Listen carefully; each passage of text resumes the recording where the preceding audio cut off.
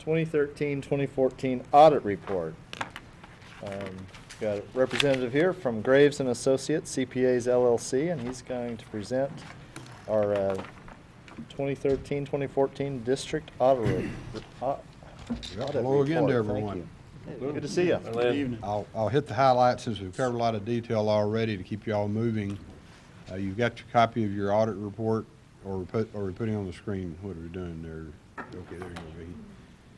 First two pages of the audit report is the opinion that we come back and render after performing sufficient audit procedures on your books and records to allow us to render an opinion. It's essentially the same opinion we rendered for you last year. It's an unqualified opinion, and that's what you want to hear us come back and report to you, that nothing came to our attention, either situationally or departures from accounting principles, that would warrant a qualification. Very good. Then we'll jump to pages 21 and 22. Make you move that cursor a long ways. And this gets to the fund statements, and observations here is the district wound up, based on your average spending for the past year, there on page 21, with about 4.5 months of reserves. And that's within the range that we would like to see you be in, to be in compliance with DESI's position in Jeff City, that you maintain 4 to 6 months worth of reserves.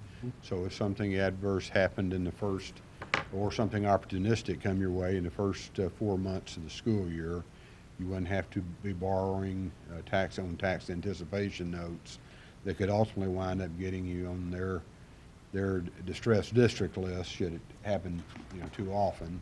So you've got a real nice reserve there. Good. On page 22, as you probably already know through your budgeting process, the district's been flat in revenue for the last several years. You've done a real good job when we just look at the teachers and operating general fund there. You had about a 1% increase in those funds, and you had a 1% increase in your spending. Now, district-wise, overall, when you come over the total column over there, you're up about 3%, but as you know, you've got a pretty heavy balance built up in the capital projects, and you're working on pulling that back down and into facilities. So that kind of throws your percentages on a total basis off. But when you come back over to the individual controllable funds or operating funds, you're right there where you need to be. A couple other observations. If you jump all the way back to page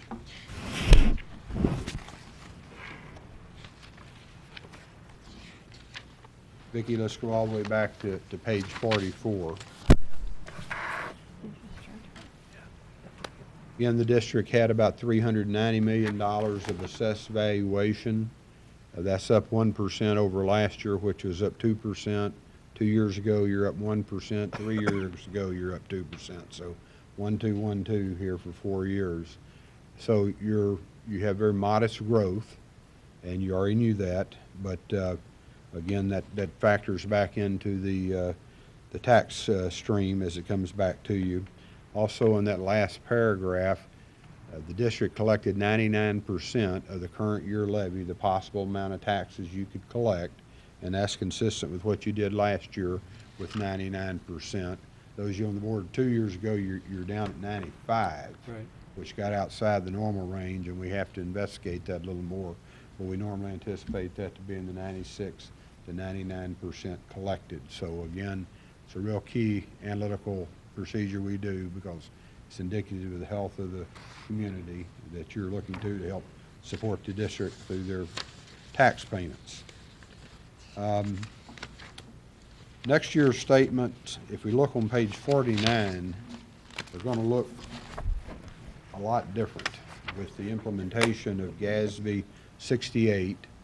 And as Dr. Zales knows from his being on the board up there, Public School Retirement and Peers is working on this information currently to push this out so we have it available for the next audit cycle. But basically, your share of public school retirement's assets and liabilities will appear on your financial statements next year. Oh, really? So it's a reporting concept that's been around for a long time, and there's been some back and forth about it, but it's finally here. And of course, I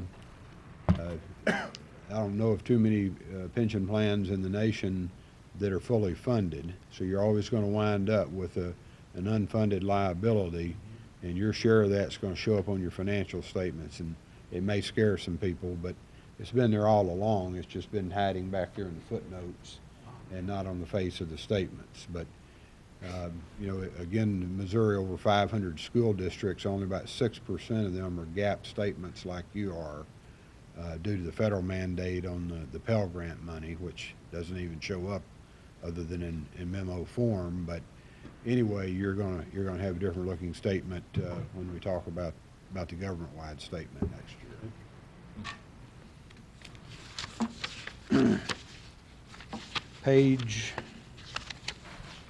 55 is the additional report we have to issue based on our testing of the various Missouri laws and regulations, attendance, transportation, things of this nature that we have to test that we did last summer, and then we issue another opinion based on that. And again, we found the district to be in material compliance with those various requirements from the state. Like that. The federal compliance section beginning on page 59 and the rest of your report there to page 68, dealing with your use of close to $5 million of federal funds.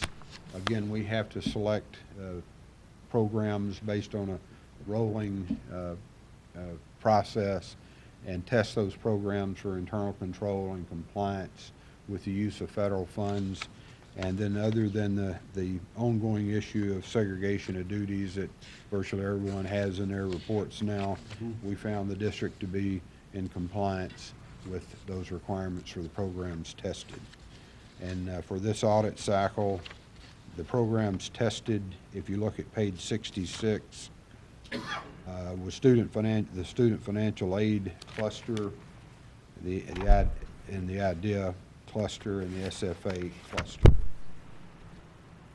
So the big programs, we're supposed to hit those once every 3 years on this rotation basis. So if you remember a couple of years ago, we had a finding where you weren't getting signatures on timesheets twice during the year. Everybody was just doing it once, and about every district we audit had that finding because everyone was just getting their signature once. And then we talked to DESC, and they go, yeah, it is supposed to be signed twice. You know, it's just one of those little obscure things that auditors get to drive you nuts about. Yep. But at least lets you show everybody we're paying attention and doing our job for you. That's the body of the audit report itself. There's two additional communications at the end. The communication of audit results, which is kind of an executive summary of the audit process. And again, there are no issues to point out in there. It's consistent with prior years. And also your management letter, again, the segregation of duties issue that everybody pretty much has in their report in this day and age. So, and these are Vicky's books, unadjusted, on a GAAP basis of accounting. And believe me, I don't think I could keep those books unadjusted to report. GAAP accounting for a government is a major challenge, and we come in and do basically the cash basis audit in the summer, and then as the fall, she's doing her cutoff work and getting us all the information to adjust them to GAAP basis with the accruals and the depreciation and everything. And so that's the thing that kind of pushes us off a little later now from October to November to get you your report. But again, she does an outstanding job for the district. Let's go. Yes, she does. Concur. Any questions for Lynn? Thank Good you. report.